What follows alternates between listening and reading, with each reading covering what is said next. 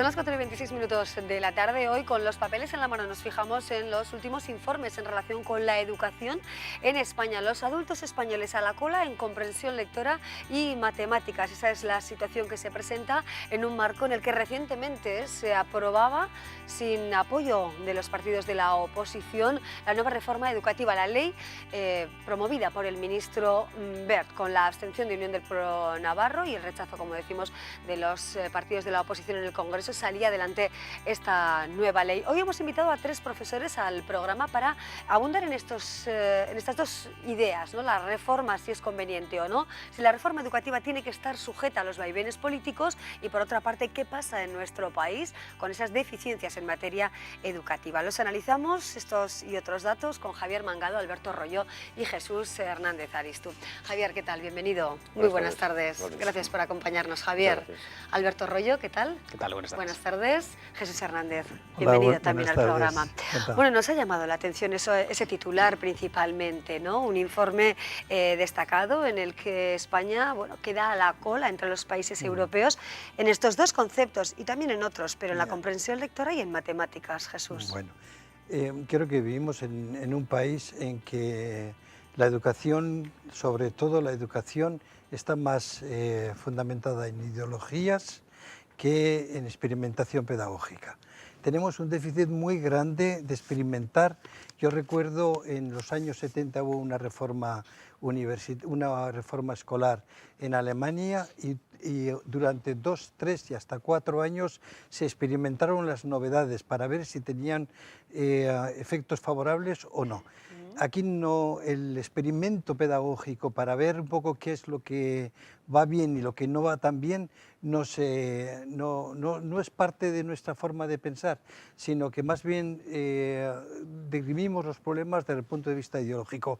Yo creo que es hora de que se introduzca ya la ciencia y la experimentación en las ciencias educativas. Bueno, primer planteamiento, más ciencia, quizá menos vaivenes políticos, menos ideologización, ¿no? Menos ideología y más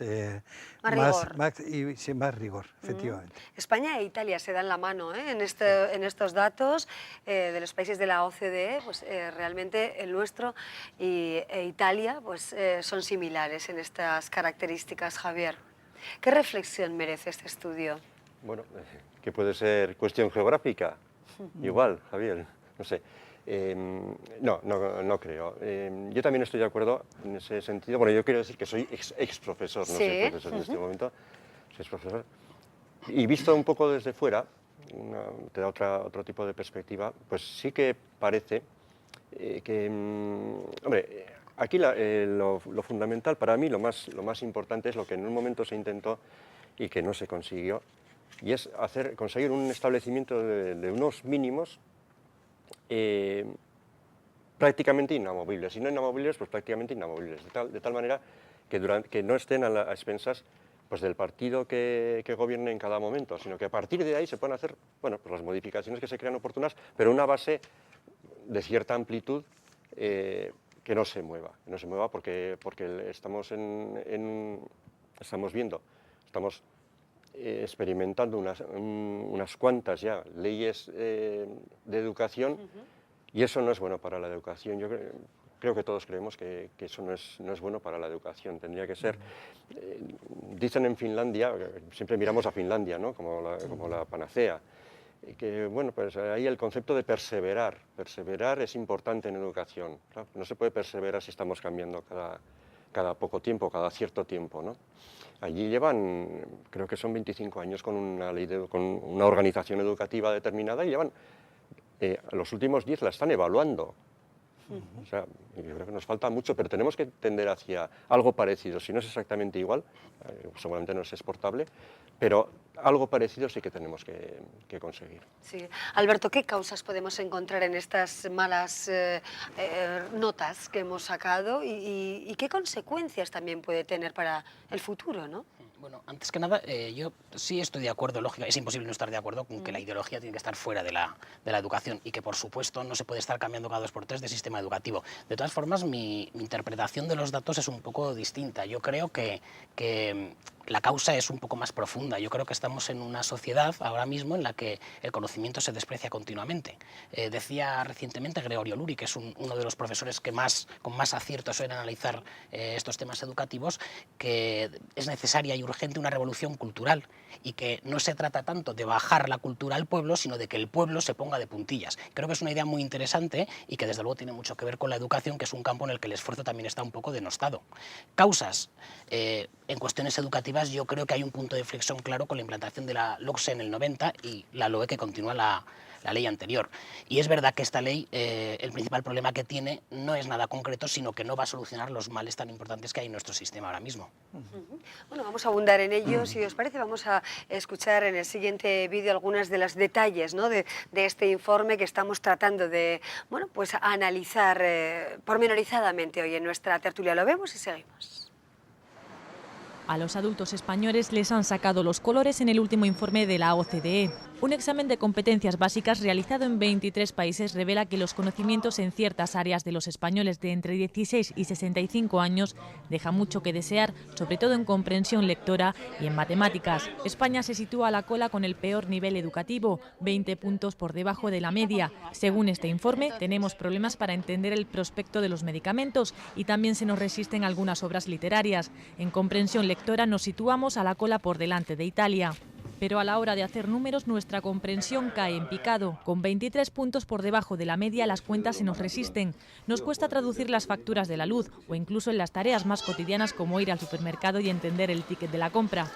Unos resultados negativos para España que muchos achacan a la LOCSE, donde se produjo un estancamiento y no se ha mejorado en estas cuestiones. Unas nociones que se adquieren durante los años de estudio, pero a lo largo de los años se pueden perder o mejorar dependiendo de la formación continua o del tipo de trabajo que se desempeñe en el futuro. Unas asignaturas pendientes en las que se tendrán que poner mucho empeño para mejorar y alcanzar a los que se encuentran a la cabeza de este informe con mejor nivel educativo, Japón y Finlandia.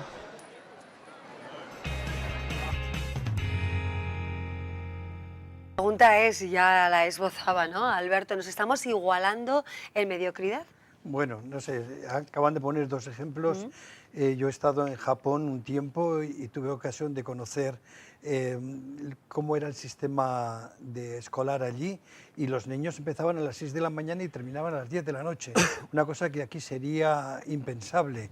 Ellos tienen 28.000 signos, nosotros tenemos 28. Sí. En fin, no se pueden comparar los sistemas educativos porque seríamos muy injustos. Lo que llama la atención de Finlandia no es tanto el sistema escolar y lo que tienen que aprender, sino la formación del profesorado. Y aquí tenemos en España un déficit muy grande.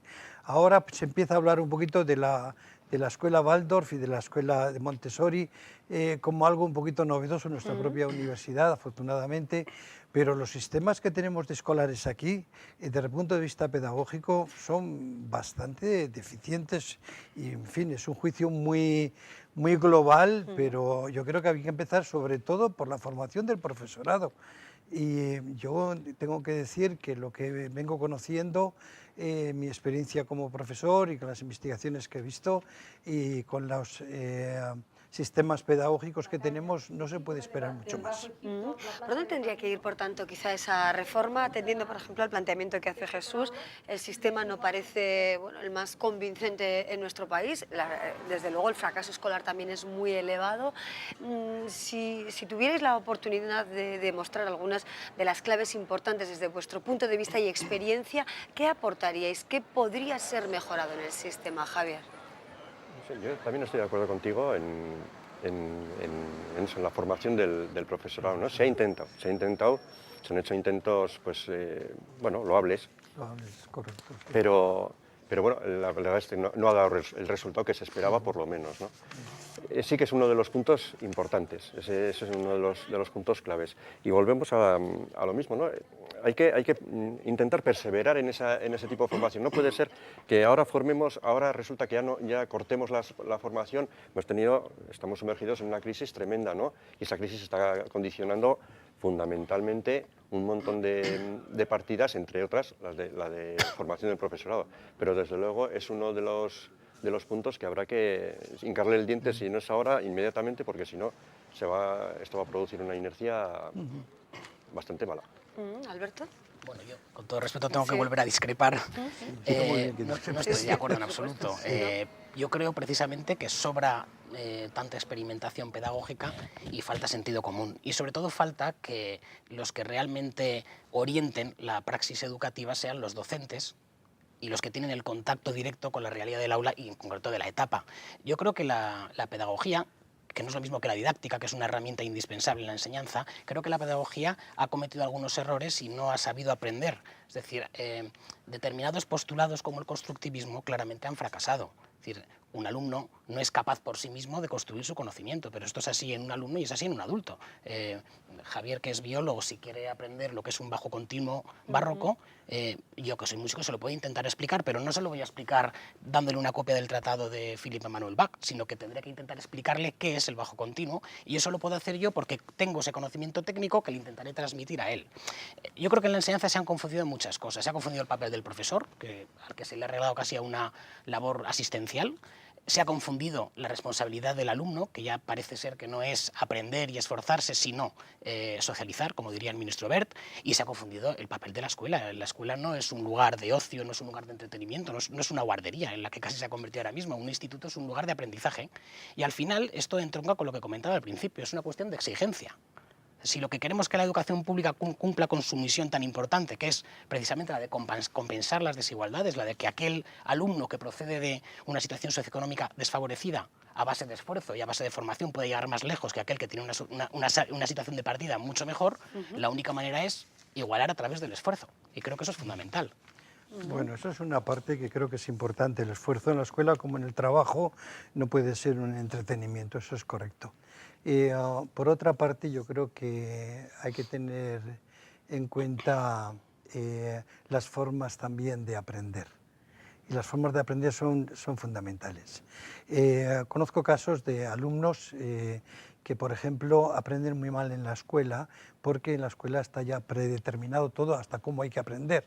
Y hay personas que aprenden escuchando, mientras hay otras que aprenden viendo. Y hay muchas personas que aprenden haciendo. Y esas tres cosas no siempre están combinadas equilibradamente para todos los alumnos en las escuelas.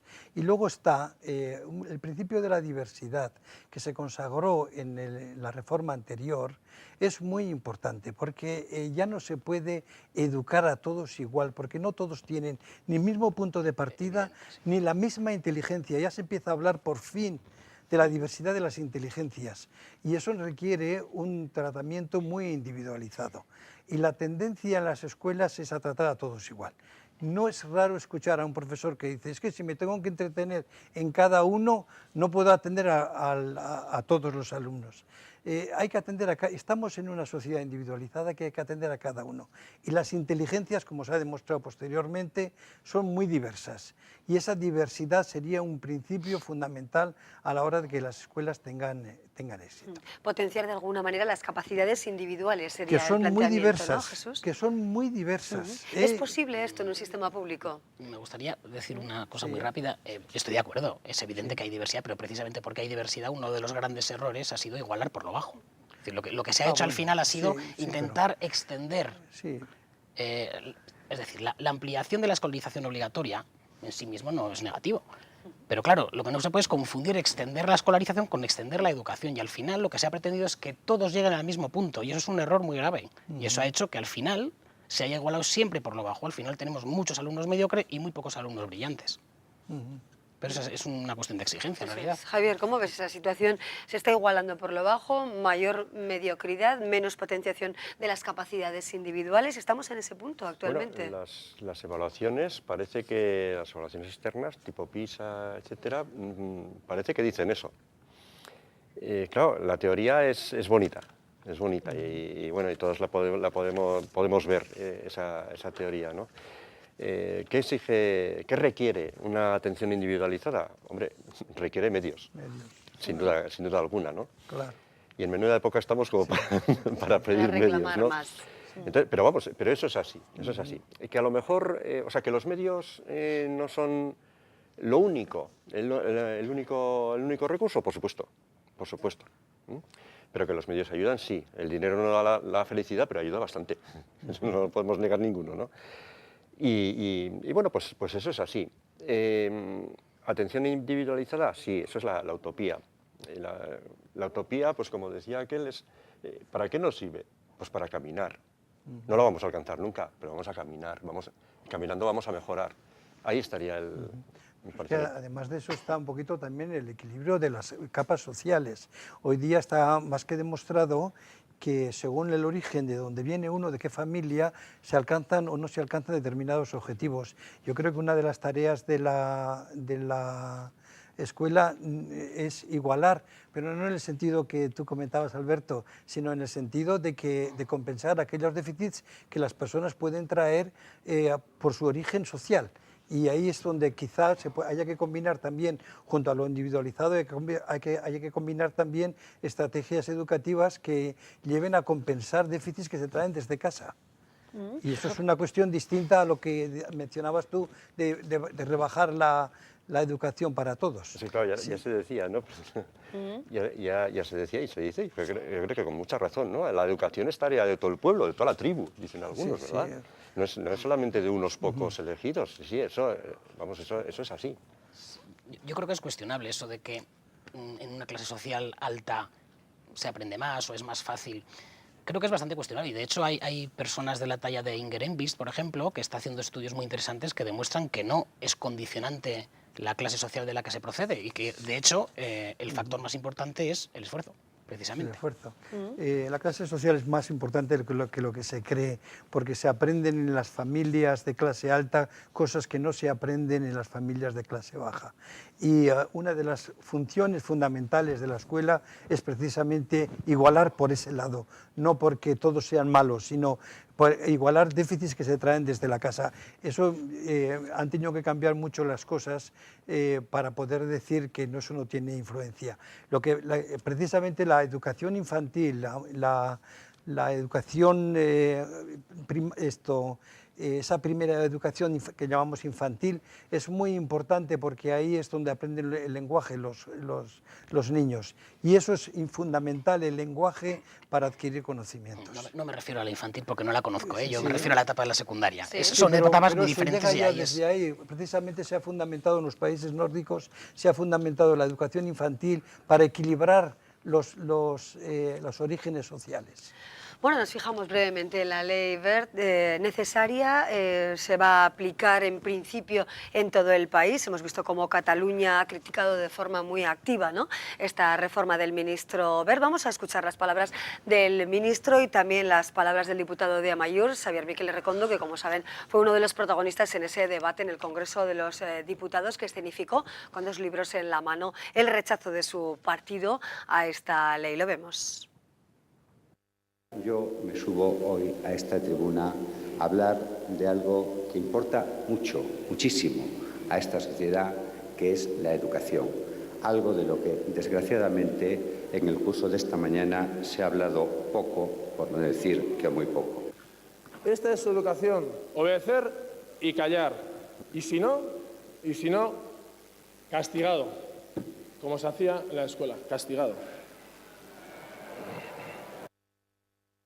Esa es la escenificación de uno de los partidos que rechazaba esa ley, pero como decíamos, toda la oposición se mantuvo en contra de esa nueva ley. ¿Qué puede aportar en positivo o es una ley en negativo, Jesús? Bueno, yo no he podido estudiar la ley con profundidad como para poder dar una opinión que nuestro sistema educativo tiene que reformarse, eso está claro, porque estamos ocupando en todos los estudios lugares muy bajos. Por tanto, algo hay que hacer para mejorar la enseñanza, el aprendizaje, la educación en nuestro país. Arreglar un poco las situaciones significa por lo menos 2 cosas, o 3 cosas. Primero, que los niveles de aprendizaje sean los adecuados para los niveles de los propios niños y escolares. Segundo, que el profesorado esté preparado para hacer una formación que atienda las necesidades individuales. Eso lleva consigo también el prestigio del profesorado. Se está acentuando muchísimo actualmente, y en la ley también, la importancia de la autoridad de los maestros. La autoridad de los maestros viene por 2 lugares. Primero, por su carácter y segundo, por sus conocimientos. Y en ese sentido yo creo que los elementos pedagógicos son de capital importancia. Si no, esta reforma, como tantas otras reformas, estará abocada al fracaso. No se pueden cambiar las estructuras sin cambiar la acción. Y estamos muy acostumbrados a cambiar estructuras y no cambiar los actores y los agentes. Yo pondría el acento sobre todo en los agentes. Hemos visto protestas este fin de semana en la calle contra esa ley. El Partido Socialista incluso ha dicho que si alcanza el poder, si vuelve al gobierno, derogará esta reforma educativa.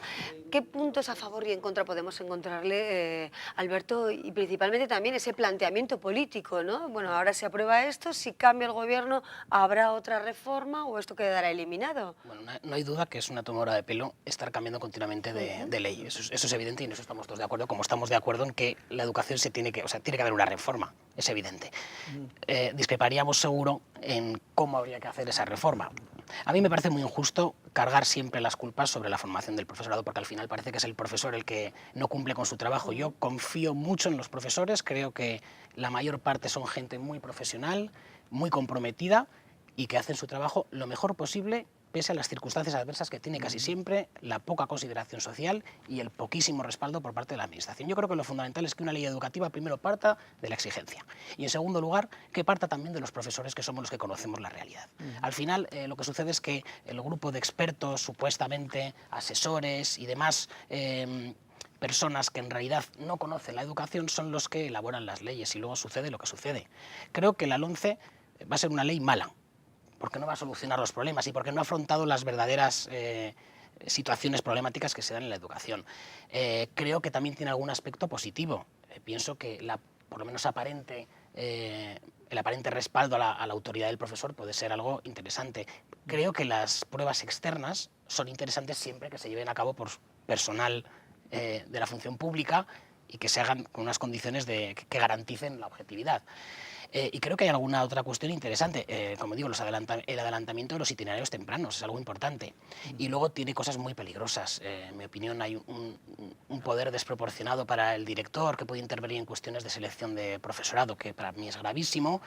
Por supuesto, está alguna cuestión de adoctrinamiento o muy ideológica, ¿no? El sometimiento tan exagerado a las leyes del mercado, ¿no? La empleabilidad, todos esos tintes tan economicistas que casan poco, ¿no? con cuestiones académicas. Incluso también creo que una de las cuestiones más graves es, por omisión, la dejación que ha hecho el Partido Popular de una promesa electoral, otra, como era el ampliar el bachillerato a 3 cursos, que era algo fundamental. Por supuesto, el respaldo legal ya a la segregación por sexos, en fin, que por supuesto en general es una ley mala. Pero no podemos decir que la educación se va a ir a pique por esta ley, porque yo creo que vamos cuesta abajo y sin frenos desde hace bastante tiempo y sobre todo desde el año 90. ¿Vamos a encontrar alguna parte positiva o negativa, si lo ves así, Javier, si va a suponer algún avance en el ámbito educativo o una regresión? Bueno, eso yo pienso por prudencia, yo por lo menos no me atrevería a juzgar la ley hasta no verla en la realidad, ¿no? Haberla experimentado y ver cómo está funcionando, ¿no? Y poderla evaluar. Yo quería comentarte un poco, Alberto, perdona, es que yo he sido director, entonces cuando has dicho que se le da al director una autoridad excesiva o una potestad excesiva, bueno, la verdad es que los directores nos lo pasamos mal, nos lo hemos pasado mal. O sea, estás